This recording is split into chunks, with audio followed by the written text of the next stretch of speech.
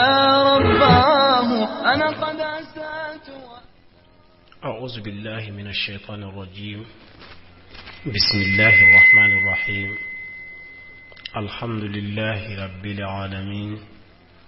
والصلاة والسلام على سيدنا محمد طب القلوب ودوائها وعافية العبدان وشفائها ونور الأبصار وضيائها وعلى آله وصحبه وسلم تسليما كثيرا آمين. أمبيالتانو كبركة داي كان نمان كسمين الله سبحانه وتعالى بلو أكو تشي على كراكا أناك الصحابة وناك صموان نوتي مناك بوينو راديو ماجورا لامن كلا ambe bela jilin fo dante ye foli mina aywa je ani muso demsi ani mo koroba ambe be fo duna ani dugule radio Madjoura city studio kono yano no temena ka boyeno ambe anga dugutugu fo ka almami fo ka shirifu fo kala nen kala nan ku fo ka commandant ni maire ni député musonye mo diga kane zenes ambaw bela jilen fo dante foli mina anga kenya mo doktoro ambo bela jilen fo anga musokoroba mino be no balla me chokoroba mino be no balla me anga foli be katra bela jilema aywa tuba kono ya ani tuba na bugu fi bela jile mali kono ya ani mali koka tuba kono tuba koka ambe bela jilen fo dante foli mina o temenen ko fe wala nday no bi buli kata city o city sanfe Radio Madjoura City, Agence Madjoura City, aywa abe bole kata city o city sanfe Touba Mali City amba bela jilien fo dante fuli mina amena continue na nga warandaye antunye sali kanu mafion antumbe ka kuma oludeka odon anyabla muwanu kononto mugane kononton o mugane kononton o de duwawe iga sujudu konnana anya yira sali kanu mafion maliki ga madhhabi na uya tenten ka bela jilen ke binan ni sabai o don anye mugane kononton fo ala o ba yira atotora tan ani sabanyona amena daje shina nansira ka wala moye aywa alaka fama ya chogo nyumandi ambela jilema sali kanu mafion okorde sali baka feminu kanu lendo ikake sali konana nabis do fara sali barajika abe do fara sali valer kan anye chama fo ala bisabana amena damine odila wali ifidau fil julusi kulle ako kasigi aywa ijukunan kan sali konnana ni be sigi yoro mina kani sonzoro ibe sigi yere de sawa'un kana al julus bayna sajadataini aw fi tashahhud al akhir ako adama kaka sigilin kera ika tahiyya mimbe sujud sigili mimbe sujudu fulani nyogonche o sujudu de dowa wal masigili laban yere de dowa sigili laban de dowa wal masigili mimbe sujudu fulani nyogonche wa aywa abela jelinda makaka ne sigi chogoina aw ghayrihima wal minti ne sigili nunu nyere sigilo sigili ni ba ke salla ibe sigi ijukuna nyere de ka besi duguma kolola wali ifidau yere koraymuni huwa ja'alu rajuli al-yusra ma'a al-aliyat ala al-ard kode innu man fense ikasigi o sanfe ka fara ijuguna mugunka o ka kipe duguma kolola wa ja'alu qadamiha fi jihati rajuli al-yumna okmana iste nungu ibolu bo katara isenungu be bo katara aywa ikiniyan fanfela fe ya famia wa nasbul qadami al-yumna okmana senungu kiniyanta ika kinife senungu ibe ojo ya famia ala qadami al-yusra numa fe senka khalfaha akofela fe wa batin ibhami al-yumna okmana kiniyan fa o sengoni kumaba o konona obeke ala al-ardi katra dugma kolo fa felama o sigi chogo ende o de salila sigi chogo nyumanye aywa malike ka madhhabila o yemin suganti sigi chogo wero folendo me nin koni de sigi chogo ye aywa min tanu nino kosobe anga madhhabina wa wad'u al-kaffaini ala ra'si al-fakhidhain ani ka bolo fana bla na fora bolo iteke fara de kodo kumbere minetola iko bla aywa ala ra'si al-faqidain woro fulan nuna woro ni gene kana fletu nyona yoro minare kumbere yero lade ipi bolo bla yendi bihais takunu ru'usu asabi'ihima ni chogoyaye ni bolongoni nungumbe bla ala rukubataini kumbere sanfelala amba do no be salla o beta bulubla fo gene kalala ay o teke choko nyumay do fana o babla woro de sanfe kumbere mineto ay o tin normali de ibabla kumbere ni gene woro ni gene kala betu nyogomina nyogona yoromina o kuma o de kumbere ibe bolubla o yer de sanfe ya rabbi allah subhanahu wa ta'ala ka dine famiya choko nyumandi ambela jilema wa tafrijul fakhzain lirajuli fala yadhumuhuma bi khilaf al-mara aywa nibi salla fana salbaga iki woro bonyogona ijoto walma ikumbere mineto ika woro bonyogona kana ijoki moso ay oye muso de ka chogoyay salila fala yadhumuha kuma che kana ijoki moso nyogona bi khilaf al-mara wa obe muso fonko nyogonya muso koni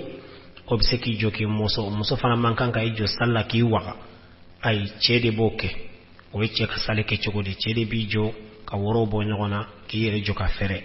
o muso koni obi muso nyogona o yo ka sale ke chogon nyumai embela jele mi ambe ka foni embe sale kanu mafiundi aywa wa aqdu الأصابع الثلاثة ما عدا الصبابة والإبهام لا لله أم بحكتو ينك وبلو قرآن كون يجي مالك إن شاء الله بو أتمنى كفي halsa ani sali kanuma fion de be nyogona ako cheka imoso nyogona o manka me muso de kanga oke muso fana mankanka ijoki wa abisabani samana ode iki bolokuru ni bi tahyakala wakati mina walma sigili fulani nyogonche ya famia arakan fulana sigili walma arakan laban sigili iki bolokuru bolongoni saba iko kuru ni yokuru bolongoni me jaseri bolongoni ani bolongoni kumaba ibolu fenze وهي الخنصر والبنصر والوسطى ودي بولونغوني فيتيني اني من بتغولا اني تشامانجيتا يبولوكو من يد اليمنى كمني ايوا كينين بولولا في حال تشهده يكا تحيا كلا وقت لكون يبقى تحيا كلا وقت منا يبنينك سواء كان الاخيره او غيره akera tayya laban de yo walma tayya were minti oere ibeninke okonnana bija'al ru'us al-asabi ath-thalatha bi lamhati al-ibham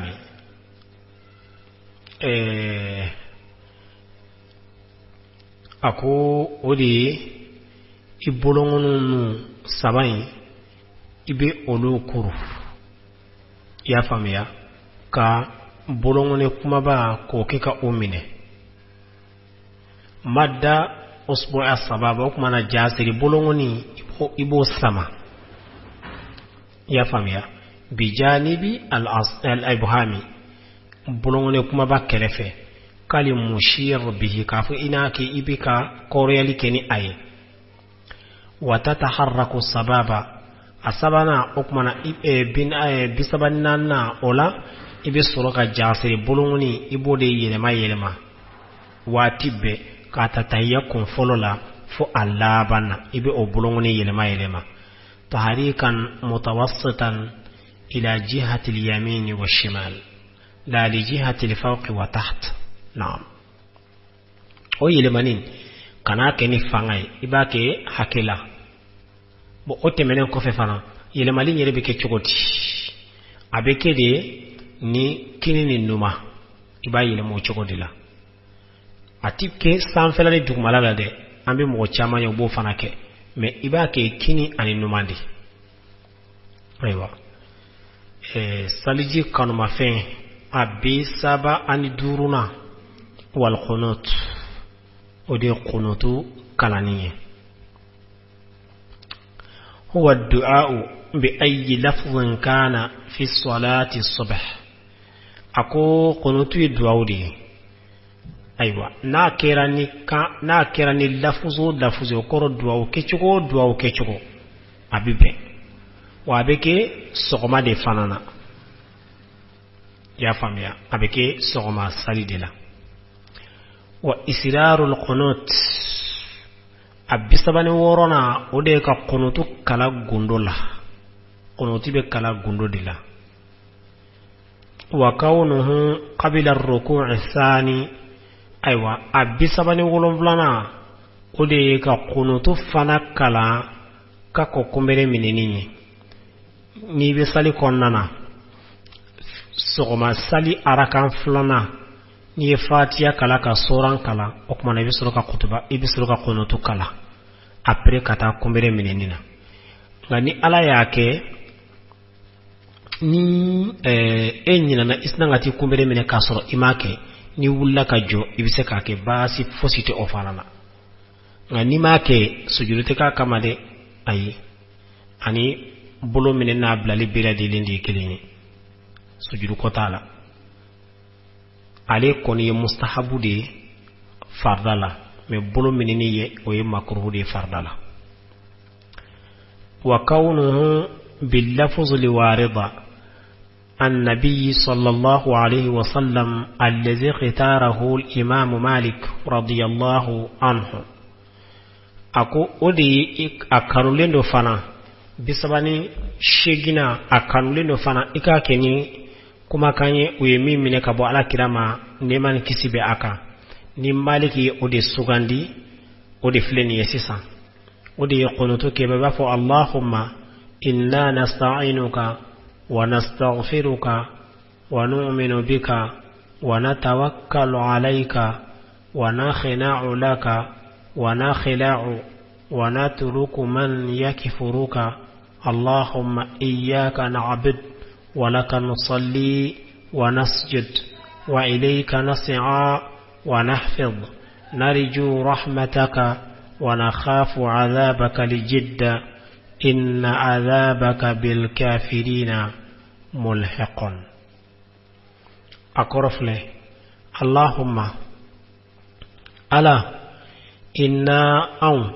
نستعينك أم بإدمين على دبوله ambe demenyini e ala de bolo wa nastaghfiruka ala ambe ede ya fadeli wa nu'minu bika ambe limaniya ni e ala de wa natawakkal alayka amba wakali yaseme edela koko manana aywa anjigi dalimbe e ala de ka wa na khina'u laka amba majigi e ala de amba kan majigi e ala de wana khila'u amba mbogoti yani ambi bo annola ambi lamagak e aladi wana turuku man ambi ma to yenno yakfuruka min kafiran alai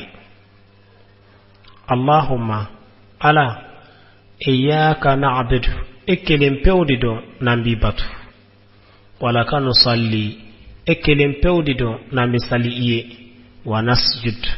ambi sujudu minke ambake ekelem pewdi wa ilayka nas'a ala ambe ta makatara imade ambe ta makatara ikabatu yoroma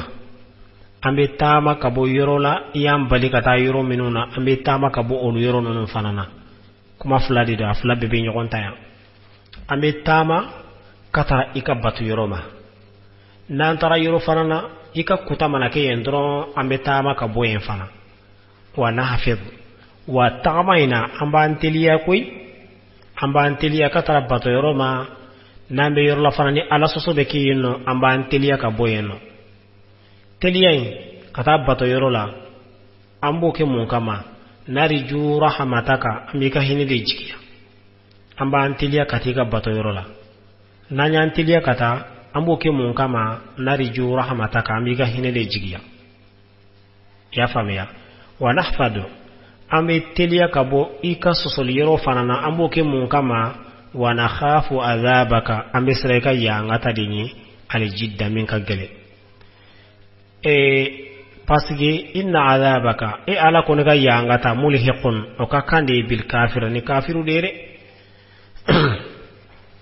okmana nindi qonotuye ambisega ka Allahumma inna nasta'inuka wa nastaghfiruka wa nu'minu bika wa natawakkalu alayka wa nakhina'u laka wa nakhila'u wa natruku man yakfuruka اللهم إياك نعبد ولك نصلي ونسجد وإليك نسعى ونحفظ نرجو رحمتك ونخاف عذابك الجد إن عذابك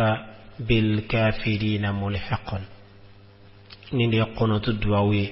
دواوي ربالا من تنيدي مي مالكي نيندي سوغاندي على أمبي نيندي كالانغا في كتابو تشا من كورنانا ya famia o maliki ndi sugandi wa mnena kabo ala kiradima alayhi salatu wassalam waniye wa kitabu wero lajina fo shekhal no oluba fo ko kitabu nye qur'an de qonutin fle ko qur'ana dorido ya famia ko qur'ana dorido aywa akira mansukhu yani akiri wulaka boyeno wa sebeni yere fana wulaka bo qur'ana konnana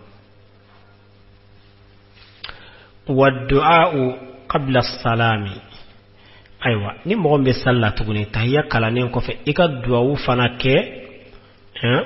ايكا دعاء كاچايا يعني كالسلام بلا وبعد الصلاه على النبي اني كرما صلي كوفي على كراكا يعني بي صلي على كراكا فلو تحيا كوفي ابري بي دعاء بما يحب الانسان حرم الدين يري مي في يبوك جيتا عن اللهرة وإسرار الدعاء أنيك الدعاء فانا من بك إكوك غندولا كنا باني كما يندب إسرار تشهد أبي إنافو أبي تهيا فانا كانوا إكاك غندولا شغمنا نبلا جيليني أيوا مستحبو دي صلى والتعميم الدعاء أني نبي الدعاء كفانا إكا الدعاء اللبو kanafo ala akene ibafo ake anye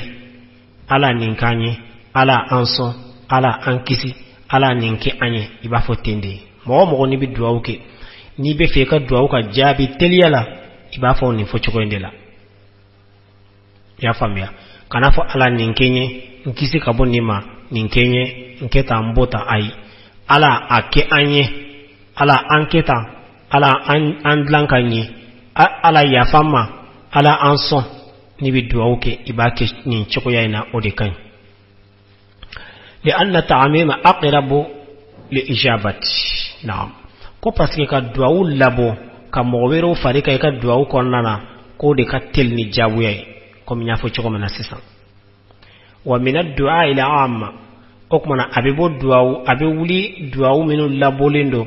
ni ma bebi yere sura kono o dofleni اللهم اغفر لنا والوالدين والأئمتنا ولمن سبقنا بالإيمان مغفرة عزما اللهم اغفر لنا ما قدمنا وما أخرنا وما أسررنا وما أعلنا وما أنت به أعلم منا ربنا آتنا في الدنيا حسنة وفي الآخرة حسنة وقنا عذاب النار. يا فميا ندعوي na labolindo islami bebe nyon soronna min bi keneka o min ti keneka o min bang min be nyana mayalaw min ti nyana mayalaw abbe bayre soro nin duawin konnala duawin korde fleni allahumma ala ighfir lana ya fa auma niko ya fa nema ay duaw ma labode ya fa auma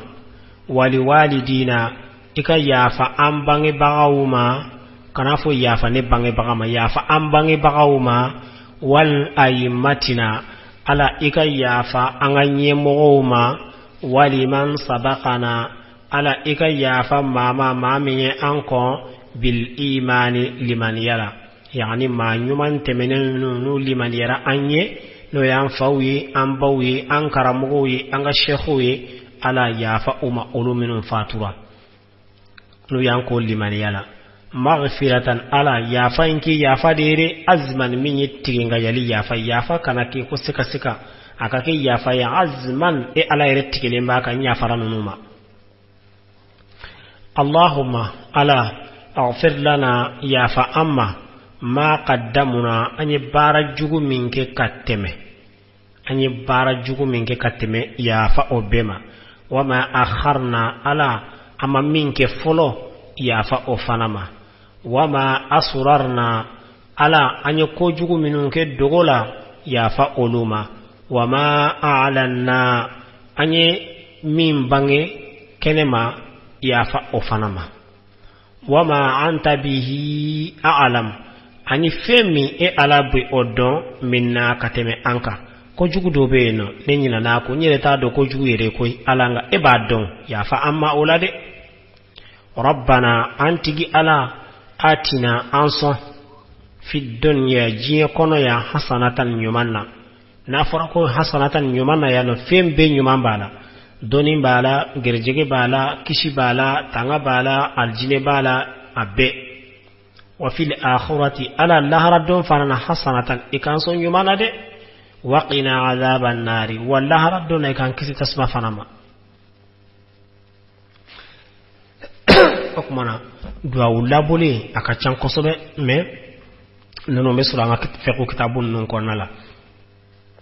tayya kofe ni siraka nunun ke yadika salamu bla ukan ni maseko ake o wagat la fana ay wa har salamu ye bla len ko fe biseku ke akan abisaba ani fulana wa tayammun bit taslimati tahlili كلها إذا كان معموما أو أما الإمام أكو نيم مغمي نبي نبي السلام بلا نو السلام عليكم تحليلي السلام عليكم تحليلي كورد السلام من بلا نابي فين بلا جرين دغائي باسكو تكبيرة الإحرام أكورد يبي كبارو من بلا بفين بك حرامي إيكا فصلي بارو أو taslimatu tahlili fana ali fana salamu minni ali bladron feminine tum balila imasali konna ube dagara iye inafo bara inafo mini inafo dumuni ona nyogona aywa assalamu alaikum folo minni bake odi assalamu alaikum taslimi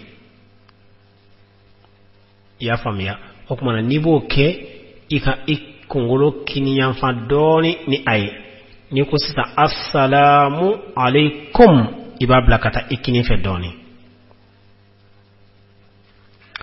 we alma nikira almami ko moye wa amal imamu wal fazu kona soroko mo kelen sali bagadi wal mani almami dido fayushiru inda nutqi bi hadil qibla ko mana ko be koroyalike nu kunguro e uka assalamu alaikum kelema bla wakati la uku kungulu shikatara koroma doni wa yakhtimuha okmana besroka allaba bitayamuni nikini yanfai okmana ulubu kungulos akodamnena ubu kungulo shi katara koron felama kasroka ta allaba aywa kini yanfanfe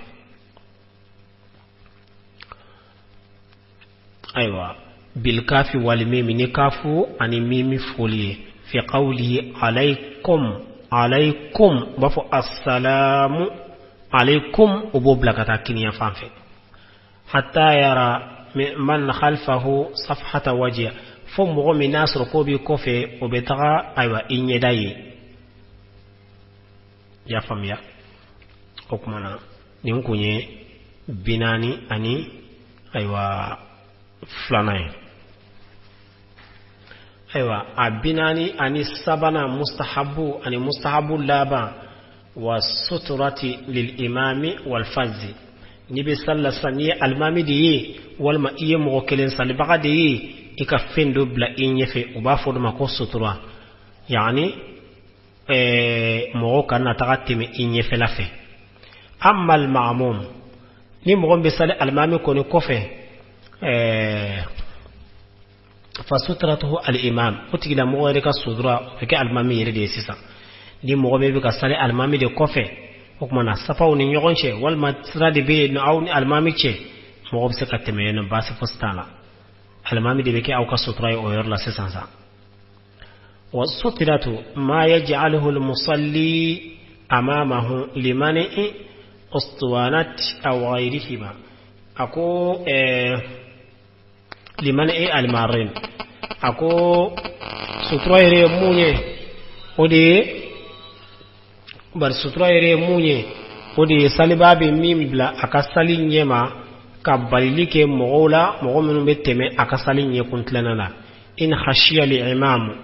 odi ni almami srana wal fazzu an muwakkilin salibaga almaru teme bagawi bi mahalli sujudihima uflaka sujudu yorola kuma besroka ni fengen bla yeno aywa ko ukasalike kunyesi ayoroma ni teme baga beteme aywa o fengen kofe uba fodi mako sutura aywa absaka keni kalai absaka keni nege absaka keni fenwerewe me dowbala amanka kake on oluye amina andama olu fanana wa sutrat aywa odi fle anyemi fosi sanno wa takunu sutratu bi tahirin okmana sutra linkelain abeke fen sanomandere amankanga ke fen sofele bagando de sara o kolo o jifarde yota ko bla inyefe wala maka jifaro ta kabla inyefe ay o manka ibake fen sanomandi min ha'itin kamini kogola wal masinzana ya famia wal ma awstwat wal man nege beredola wal ma onanyo gona watu kidahu bin najis kuba konia akake fen sofelenye wa an yakuna thabitan akake fendo e femi mfana basigilendo amankan kake fenye femi na basigilente akanga ke fende femi na basigilendo ya famia femi emana saldamini abseka wulika wano la kataka la kahabulin akonka jurutere ka jurukisemine ka da inyefe ay amankan kake ni juruye aw min dirin wal ma servetido wal ma finina finido ay amanka ke koni oye aw dabatin wal ma kake bagando ay ni shimanka wa an yakuna ghayra shaghilin akana ke fem fanaye min bi ishugula ebe salila itarasalo bereta kabla inyefe hakili yere bebofe wal ma yere bere min bla inyefe warjedi do hakili bebafe ona nyogona fem nabi ishugula ya famia iman kanka obla iga sali nyefe ko ke iga sutralai inafo muso ko ta ko obla inyefe wal mademseni do ay o manka ya famia wa aqalluha ala dogma an takuna fi ghilazi rumhin wa tul zira ako ala dogma akake aywa tamakala hake kuma bayala koni ajanya fanaka nongonya kelembo akuma na absaka ke kolongalai absaka ke koloni absaka ke walahai una nyogonaw anfile ka janya hakem foni ubeni mbo anu ubonya wa athima marru bayna yaday al-musalli akonga momi saliba temero beyenno ekata teme saliba nyekuntlena ibi junubu basoro ala momo isalla itemena mo ga sali nyefe ko ga sali tige yani ko ga sali nyekorna tige de kodo sino kafo mo temena te ka sali chende nga mo meteme abena fatigi la mo ga sali nyekorma tige ya famia na yi ka sali nyekorma tige ola aywa alebi junubu soroni okeliye idha kana lahu tariqun ghayra tariqi alladhi yamurru fihi bayna yaday al-musalli akonga shartiye ni ayasoro ko sirawere ba bolo de sirawere ba bolo na makeni saliba infle ka sali siramina kuma koro e odi sirawere be yenno ale o toye kanani nga sali nyokorma tige abi junubu soro la meni sirawere te yenno abi teme fa in hitaja lil mururi nama ko sira tagamama walam yakun lahu tariqun illa alladhi bayna yaday al-musalli fala isma alayhi ako ale mako sira temenima aduma temeyero wera soro fa ka sali bayde nyokorma tige okmana kaka tige junubu tala ola nga nasur ko temeyero bi soro koni amanka wa ma taqaddama inma huwa fi ghayri ta'ifin bil ka'ba ako koma nya fo choko mena kateme ngol be mo de la minunti alkaba lamununu bagawi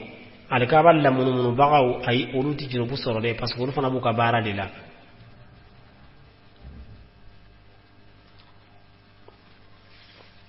aywa o choko ya kele no fana mo be sali kono haramu kabari blabaga na terula ka wodo datuko ko fana basal hal na temena mo de nyefe hukmana nunu flakoni ako junubu tulare no temena salibani nyogonche walau kana lahuma tariqun akhar ghayra tariqi alladhi marra bi kunna so hal sirawere beyno minti ukatemel sirayni basitene nunda وكذلك يعصم المصلي الذي يظن مرور الناس بين يديه ولم يتخذ سترة وتشغل فنا مامي افنا بسلا ibanaka sutra lambla inyefe ire bado mo bina temeyano kok mana ko tigila mo fana bi junubu soro aka obara nkeli lare ere bado sisa aywa mo bina teme ibanaka sutra lambla yeno e fana bi junubu soro okelila aywa sisa no hake jumende be no tebe baka bisika teme hake mina ton bawo nyoko fongo nyoko nyala kosobe bon bebena min ko ne ka o ye sujudu hake aka sujudu hake la nyini ye odi abe sujudu ke hake minna la nyini odi ya famya iman kan ka teme aka sujud aka tentru yoro kofe aywa ni nungunya kele walma nungunya fly na temena oka ay bashite ala na masutra blay kon nga na ye sutra koni bla sutra manake hake o hake sa e manga ga teme ko nala masala na maddu ama sutra bla yeno ok manaka sujudu yoro hake nin no ya fla nyogonay ti manga ga teme ko no amma na ye na sutra bla yeno sutra na ale kon chema na ja chugo imanga ga teme ikata sutra ko fe de kany okmana be ala tanu ka barkada wala nan nye to dafadi inshallah ne saliji mustahabudi sali mustahabu antunye dofo afardawla ka sunna fo kana mustahabula okmana halsa ambe aw hakili jigi fendola ya famya angun temena ka nye farda fo ka teme ama bolo meneni o yorola après anana sali sunna bela jilen fo ya famia ama bolo mineni fo ala annana kana do sali mustahabula anfle ko fana fo ka bani ama sali bolo mineni soro ala ama bolo mineni soro ninkiri saba bela jelena parce que farda e femi na cheni bolo ni ma adla ka sali cheni do ama bolo mineni yo yorola ko chugo yakele ndo fana sunna ni yoro min cheni bolo ola ha okmana ibe sujudu ke ko gla amma bulo meneniye o yoro fanana mustahabu odi aywa ni yake abika sali baraji chaya na ma kefana atika sali chia amma bolo minini o fanana kasoro manga badi wula ninkola ka fitna ba wulala kasoro maliki ye mun fo ala o ye imam maliki nyininga bolo mine kibari yala maliki ko alete bolo mine don madina kaw ka baray ala kira ka ko labana minun bolo o yuga dina min ala kira de la o ye baga maliki yu ye maliki ko alema olu ye ko bolo mine salla amma fo bolo mine ate indi akuma mafore akuma folendo me hadisa minu nanala o masaha ambulu ya famia po bolo bilali la minu nana ola de sahalindo olu de sahalindo ala kira ka sahaba be wulu be nyogol la kala sali ala kira ka sali ke chokola kelenta la miye bolo mine ni fo ala kelente flate sahaba ga je nibna ala kira ka sali ke choko fo ay lame iba uba fo ay awa ima ala kira ka temanka nde walma ita ala kira ka sali ke choko do ka temanka aywa nga wuli ka dege sa a wulla ka dege ay salin nongom beke a farda a sunna a mustahabu aya beke bolo kanga bla yoro la salla aya beke ama bolo mlenike me nasro ko ala kira ka baratundo sahaba nun kontinu dade aka utlala uyafo ko hali fitini ala kira ka salla ma faraka ma boala ni nyere do nun de sabat lindo ambulu bon maliki ye bolo menel bla makruhu de la makruhu jume sali kono ya fion ni yake aywa abseka dobe ni yake abseka dobe ka sali barajila ere maliki ya bla ulu de la makruhu la bon aya daga yero jume afla hali oere daga yali mindo ka yida doron ka fo abike me ni yake barajidi sorala de ibseka ke ni sengena jolila ibolo sengena ibaki misali yala sisan ni tara jama je yoro la mogo jama bi yoro mina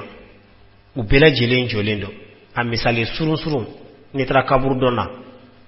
du be ka shudon wakati mi e ka jama ilaje men jama be alaje na utara na wakati ni jodoro ibasro jama a bela jelen ke me ka portion dota parce que joli fura mana jana doro harama dimi sengede ibasro do jolendo ko bolo fla bla ko fe do jolendo ka bolo ki ka chekse mine do jolendo ka bolo fla bana mini nyogona bo ubuko ke mun kama parce que joli fura de janyana usengena ya famia bon maliki ni ngale yali abseka biaka ke nafla lawa maliki ko awni sengena o senge chokola ibseka ke parce que abesali bagayi ika nafla kala ika janya bo amma farda koni o mankan ka janya shurutu ni bika salni mogoye imankan ka kala janya ni bika salni mogoye mankan ka kala janya ka to hakela hakim mbebe ka jama irema ngani kele bika sali aywa farda wakati kodi ni gibi kala janya ka se konsenga na fonga tam ase bolo kele ka nyokonka aywa abeke fenwere hal o choko kele no fana maliki ba yira ka bolo moki bolo blay cheksela makruhu do bon ni o foli joli fura janyana nafla la abseka ke ibi bolo mine wa kwa kele ire fana mustahabu tere ka fo ni yake ibi baraji sorala ayde ay iba kele insengena adagara iye kake ne tara kabur janaza kerla wal may tara jama faranga nyogo ya yoro minuna har na kira balontan yoro de imana jama illa jetoro iba so abela jilengi miki bolo ke chokodola do bu bolo bla ko fe do ba ki chekse mine do ba o bolo bana mini nyogona abela jilen ku usengena jolila wu yere lafiane ay bo bolo mine ni nana yoro mina amaliki bolo ko enaflay wa kera ni ne kama fana amma munye farda koni fala makruhu do antise ka foi fo kateme oka makruhu do amma fo fana ni mogo min yake ka bi ka sali chere ay amina sey makruh maw amina makruh fo insha Allah araba sunnatay ni ala yo yidana amina kuma sali makruh de ka nan kuma na makruh ka o kuma na kachala ibina bulu mine soro yende wa makruh yere place ye dina la yoro menye amba fo parce que ane farda tafo ane sunnata fo am fulaka mustahabu fana tafo ni insha Allah makruh fana ka place yoro me dina la amina fana fo wananya wo fo fana o kuma na makruh minum beke sali kono amba bela jelen dantige ka wala ya famia dina inte yan komi atara kun fe samba keleni ko ameka ala batu ni choko nunu de ka wadalu de bala te komi ko dalu nunu ku ubora kene masisan sane ay parce que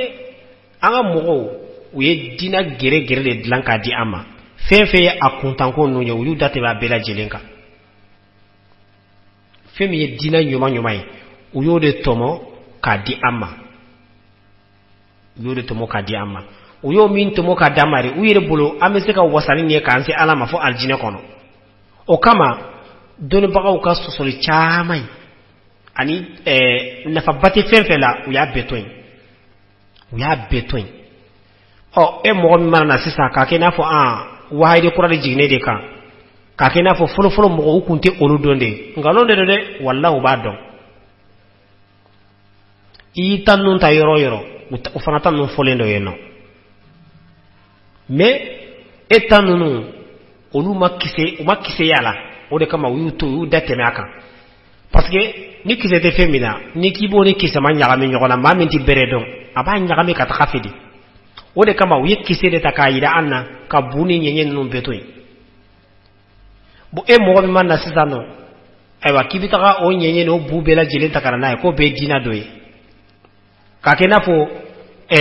don baga minun temena ka koro ku kunto donde o ba don ka temika o ba don ka temika ramoka mais o ya to in fendo de kama o mi fle kana na ibi akara chokodi olu ya to in olu ka wakati ani min narani aye kibe ko don abi chokodi dina be de nyagamila parce que nunye atente de kanyenye mboka di ama ka dilan ka labe ka dama nana ni ngenye ni buye ya bela jele nyagama la sisa bo sisa no mo yere talo be minke bli parce que unana be nyagami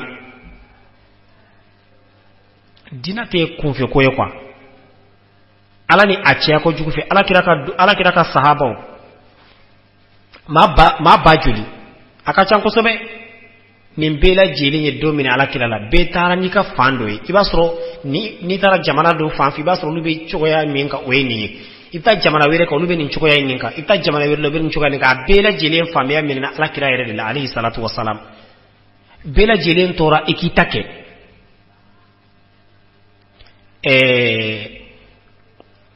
masake doni imam malik nyon soro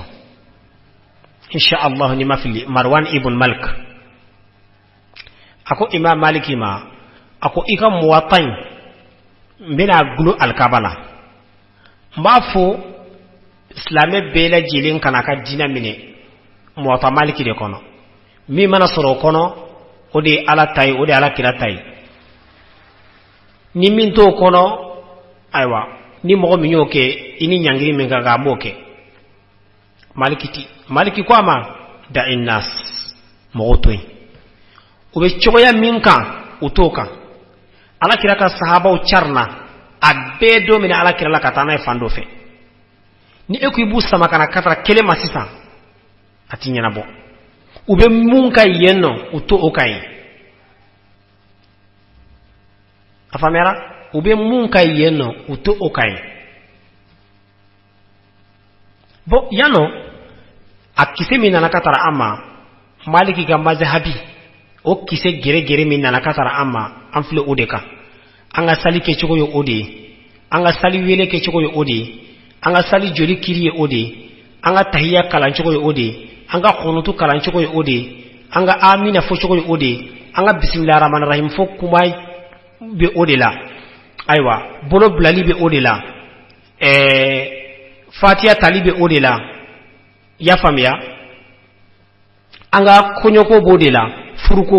anga demuni bode kan anga furube ode kan anga muso bla choko bo ode kan anga jihadi ke choko bode kan anga sun ke choko bode kan anga jaka ke choko bode kan anga el muamalat ambe nyogon bara nyogona choko mina abela jilembe o choko ya indeka o famia min sera ama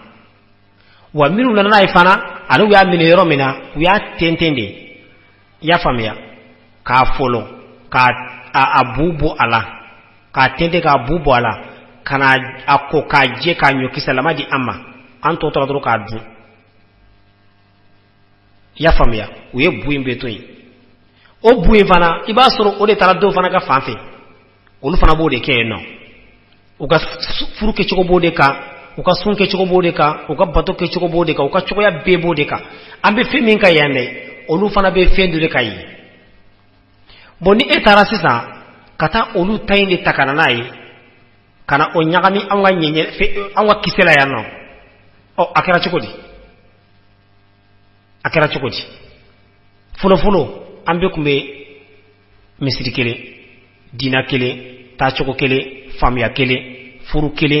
du kele dambe kele doyoro kele poyoro kele ngabi akira chokodi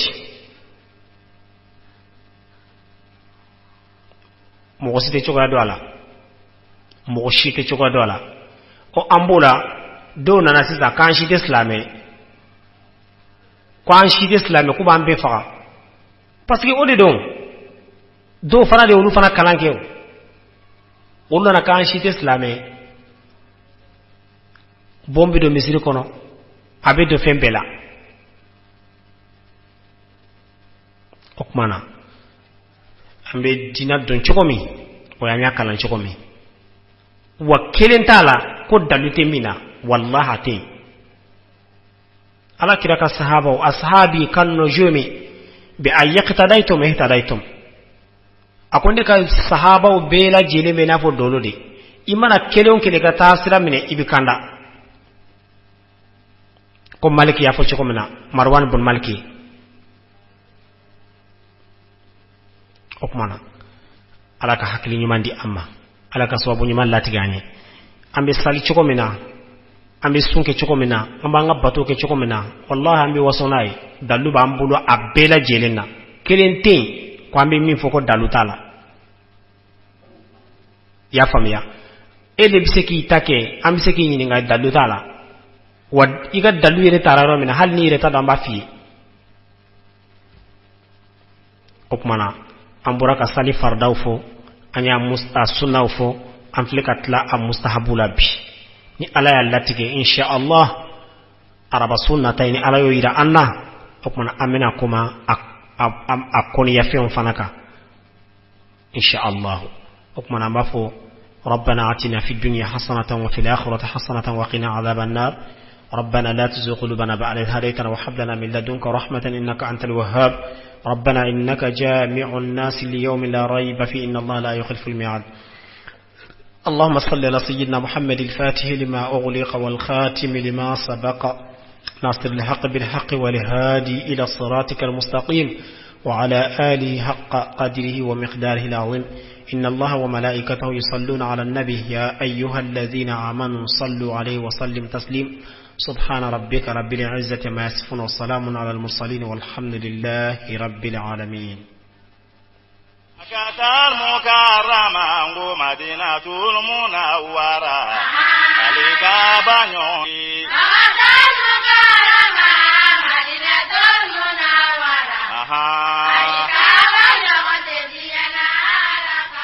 Agence de voyage Madjoura hiji imura okejogo nyuma jabaladu aw minu ma fe kaka hiji udafaleke imura billet d'avion fana bi fere ou fait wari transfert Western Union MoneyGram Orange Money agence Madjoura binimbala jeleke wa ukada uyele meka bla aw ye silama aw minu nya kanu kaka hiji uke walikele imura maube ubolo minu nyemagando taka ngake fawo fambe kadamine Madina Maka Mina Muzdalifa ani Arafat dafa nin bɛɛ lajɛlen bilasirabaw bɛ u bolo dumuni ko ta fan fɛnɛ fɛ labɛn fɛnɛ sabatilen bɛ dumuniw minnu di maa kɛlɛ n'o ye an yɛrɛw ka laadala dumuniw ye o tobibaw bɛɛ kɛnɛya ko ta fan fɛnɛ fɛ jateminɛ kɛ mɛ ka kɛnɛya tigilama kankaraw da k'olu bila a ka kɛnɛya bolo kan i t'a ni sigi cɛ fɛn minnu wajibiya b'an mɔ sɛbɛn bɔra ladon daw la a fɔ carte d'identité kelen min dati ban dɛ wolo sɛbɛn kelen ani carte nina kelen kunkolo foto den seegin min jabɔn bɛ jɛma kan agence Madjoura Mali kɔnɔ ani Mali kɔ kan banama cercle bɛɛ lajɛlen Touba a n'a lamini sɔrɔ yɔrɔ kelen bɛw don u filɛ nin ye rue Mohamed 5 la immeuble Basedo Sylla la bureau numéro B15 aw bɛ se ka maa minnu fɛnɛ wele ka kunnafoni wɛrɛw sɔrɔ Bamakɔ a fɔ ko Asan Sakɔ 79 27 20 72 Mamadou Sylla 76 32 56 26 Ouley Dieng